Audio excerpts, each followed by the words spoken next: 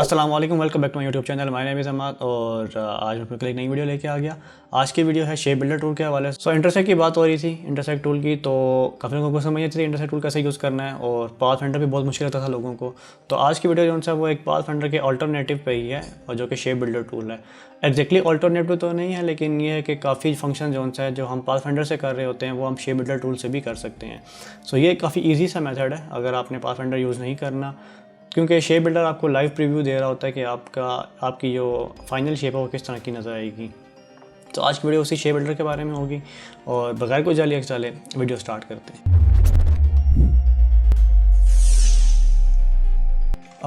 इस वक्त मैंने इलस्ट्रेटर की स्क्रीन ओपन की हुई है और अगर आपको शेप बिल्डर टूल का नहीं पता तो आप यहाँ पे अपने टूल बार में आएँ और ये आपको ऑप्शन मिलेगी शेप बिल्डर टूल की। इसकी शेप कुछ इस तरह की है, दो ओवरलैपिंग पास होंगे और उसमें एक कर्सर आपको मिल रहा होगा जो कि वो बता होगा कि ये दो ओवरलैपिंग पास को आप उससे कोई शेप बना सकते हैं।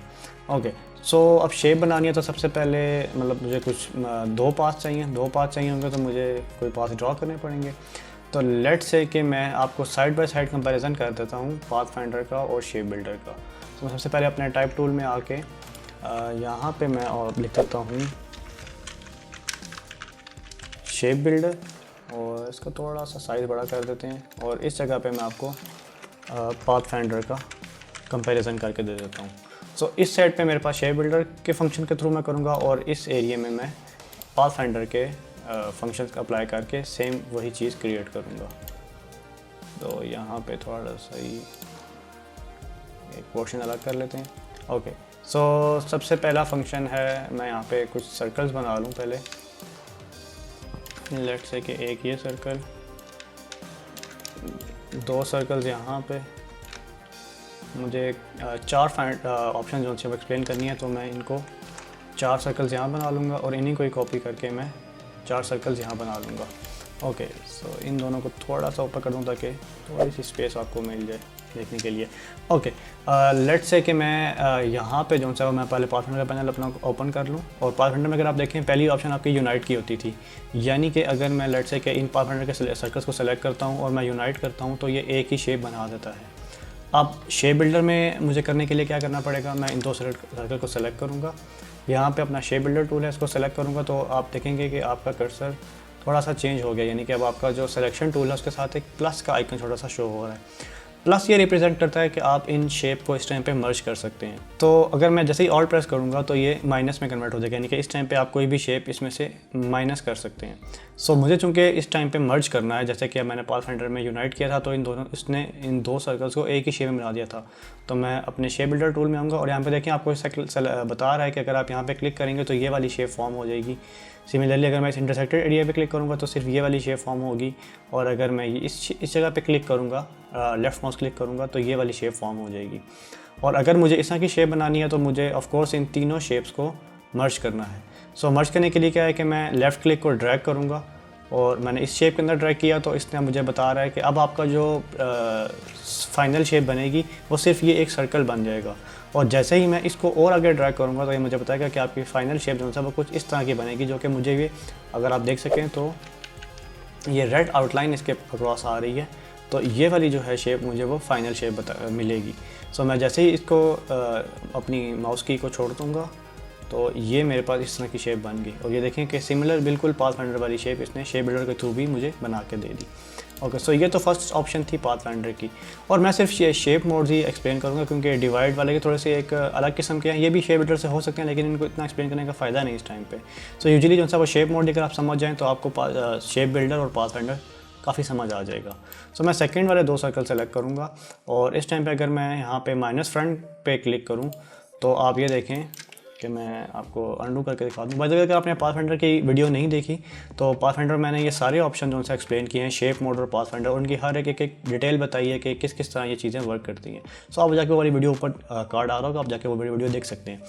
अगर आपको माइनस फ्रंट का नहीं पता तो थोड़ा सा एक मैं आपको ब्रीफ कर दूँ कि जो सर्कल फ्रंट पे होगा, जैसे कि इस टाइम पे ये वाला सर्कल जो है वो फ्रंट पे है, यानी कि ये वाला सर्कल एक लेयर ऊपर है और जो सेकेंड वाला सर्कल है वो इससे एक या कुछ लेयर्स नीचे है। जो ऊपर वाला सर्कल होगा वो पंच करेगा नीचे वाली शेप को।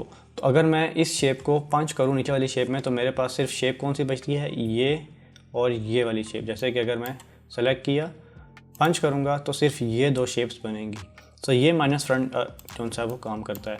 अब लेट्स से कि यही चीज़ हमें जो सा है वो शेप बिल्डर में करनी है, तो क्या करेंगे, मैं शेप बिल्डर टूल पे आऊँगा और मेरे पास वही 3 उस तरह के सर्कल्स बनना शुरू हो गए। सो अब आप इसको देख सकते हैं कि लेट्स से कि मैंने इस तरह की शेप ड्रॉ करनी है, तो मुझे सिंपली ये वाली जो 2 शेप्स हैं ये माइनस करनी पड़ेंगी।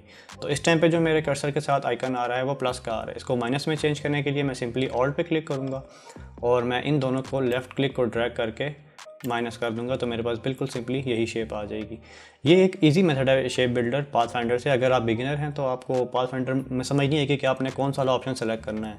लेट्स से लोग माइनस फ्रंट और इंटरसेक्ट में बहुत ज़्यादा कंफ्यूज हो जाते हैं, तो शेप बिल्डर में आपको थोड़ा सा लाइव व्यू मिल रहा होता है, तो आप इजीली जो सा वो चीज़ों को जज कर सकते हैं कि मतलब किस तरह मुझे जो सा वो कौन सी शेप मिलेगी अगर मैं क्या प्रेस करूँ तो। ओके, सो थर्ड जो ऑप्शन है वो है इंटरसेक्ट की। इंटरसेक्ट थोड़ा सा ईजी है लेकिन कभी कभार मुश्किल हो जाता है। इसमें तो बहुत ईजी है इस केस में। अगर आपके पास ये 2 सर्कल हैं तो जो ओवरलैपिंग पाथ है यानी कि इंटरसेक्टेड जो पाथ है, अगर आपने मैथ्स के सेट्स वगैरह पढ़े हो तो बहुत ईजी आपको समझ आ जाएगा ये।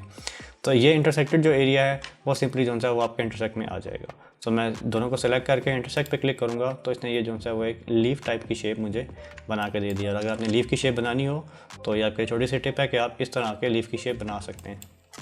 ना शेप बिल्डर में ये कैसे बनेगी। ओके, शेप बिल्डर एक तो मैंने आपको बता दी ऑप्शन पाथ क्रिएट करने की और एक मैंने आपको बता दी पाथ रिमूव करने की। ना अगर मुझे सिर्फ ये वाली शेप चाहिए और मैं नहीं चाहता कि मैं दूसरी वाली शेप्स को डिलीट करूं, तो इसका क्या तरीका है शेप बिल्डर में।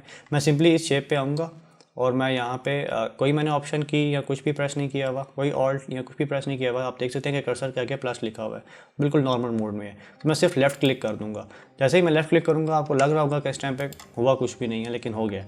मैं अपने सिलेक्शन टूल में आऊँगा और ये जो पाथ था, जैसे कि ये वाला पाथ था, अगर आपको ये वाला पाथ चाहिए था तो मैंने इसको सिंपली, अब मैं इसको अगर ड्रैग करूँ तो मेरे पास ये वाला पाथ अवेलेबल हो गया। सो मैं इस तरह भी अपने पाथ को ले सकता हूँ।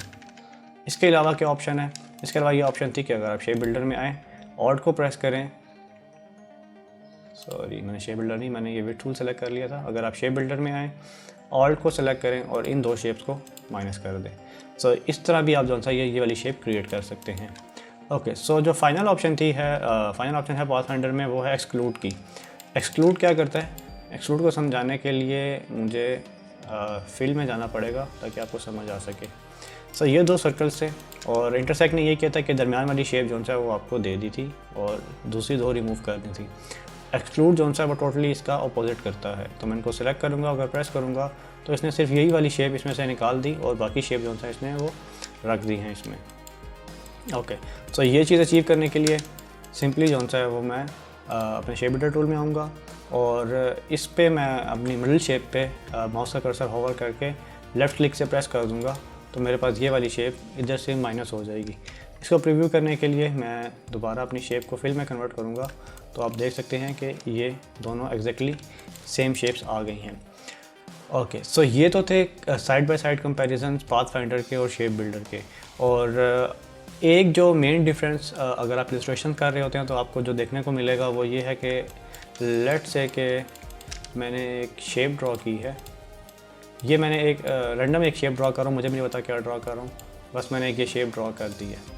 ओके, सो इसके अंदर मुझे अगर शेडिंग या हाईलाइट ऐड करनी है, यूजुअली शेडिंग के लिए काम ज़्यादा होता है कि लेट्स से इसका मैं कलर चेंज कर देता हूँ लाइट ग्रे पे और मैंने इसमें थोड़ा सी डार्कर कलर की शेडिंग ऐड करनी है।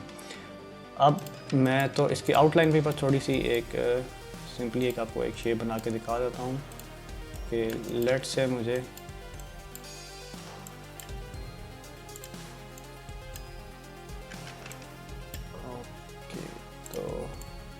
लेट से मुझे इस तरह की शेप जो है वो शेडिंग में ऐड करनी है। तो मेरे पास इस टाइम पे ये दो शेप्स हैं, तो मैं इसका भी आपको साइड बाय साइड कंपैरिजन करके बता देता हूँ पाथफाइंडर में और शेप बिल्डर में कि क्या डिफरेंस आएगा। तो इस शेप को मैंने दोनों जगह पे कॉपी कर लिया है और इस टाइम पे आपको दोनों शेप नज़र आ रही होंगी। अगर मैंने पाथफाइंडर में मेरे पास इस टाइम पे 2 शेप्स हैं, अगर आपको बता सकूँ, एक ये शेप है और एक ये वाली शेप है। मैं चाहता हूँ कि जो ये वाली शेप है ये एक्सीड कर रही है बेस शेप से, तो मैं चाहता हूँ कि मेरी ये वाली शेप आउटर वाली शेप जो है वो लिमिट हो जाए मेरी नीचे वाली शेप में। तो उसके लिए मैं क्या करूँगा कि मैं सबसे पहले अपनी नीचे वाली शेप को सेलेक्ट करूँगा, Ctrl+C और Ctrl+F करके एक और कॉपी बना लूँगा। क्यों कॉपी बनाने की वजह यह है कि अगर मैं सिंपली जो है वो इन 2 को ही सेलेक्ट करके इंटरसेक्ट पे क्लिक करूँगा तो मेरी ये ऊपर वाली शेप जो थी ये लिमिट तो हो जाएगी, लेकिन नीचे वाली शेप गायब हो जाएगी। क्यों? क्योंकि उसका डुप्लीकेट नहीं था। तो इसके लिए जो सा वो इस चीज़ को डुप्लीकेट किया जाता है कि नीचे वाली शेप भी रहे और ऊपर वाली शेप भी जो सा वो लिमिट हो जाए नीचे वाली शेप के, मतलब क्लिपिंग मास्क के तौर पे यूज़ होता है। अगर आपने फोटोशॉप यूज़ कर रहे हो तो उसका कॉन्सेप्ट इससे काफ़ी ज़्यादा मैच करता है। सो इसलिए जो सा वो ये कॉपी की जाती है।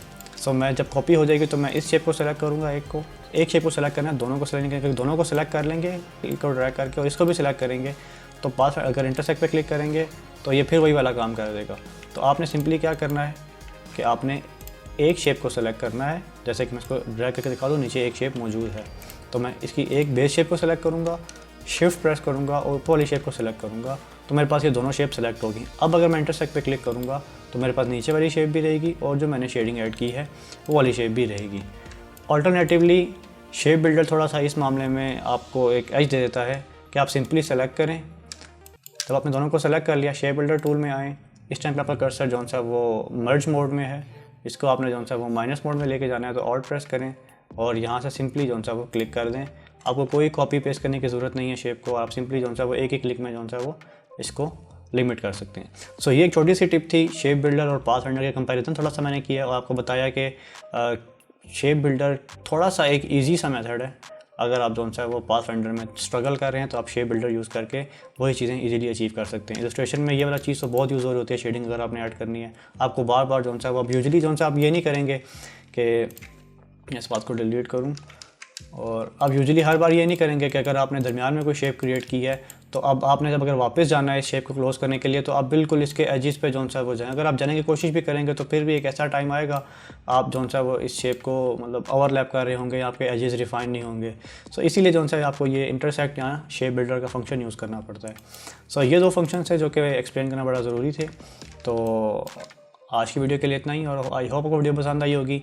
पसंद आ गया तो लाइक कर दें, और इस बार एम कर लेते हैं 200 लाइक्स का। आई डोंट नो पूरे होंगे कि नहीं होंगे, लेकिन मुझे आप पे उम्मीद है आप पूरे कर देंगे। सो जैसे 200 लाइक्स पूरे होंगे आपको मैं एक नई वीडियो अपलोड करूँगा, और वो वीडियो होगी ऑब्जेक्ट पाथ और ये इन पास के फंक्शंस के बारे में। ये बहुत ही इंपॉर्टेंट फंक्शंस हैं और ये आइकन मेकिंग और इस चीज़ों में बहुत ज़्यादा यूज़ होते हैं। सो मैं आपको इनके बताऊंगा कि आप इससे क्या क्या कुछ कर सकते हैं। So thank you so much for watching the video. अल्लाह हाफिज़।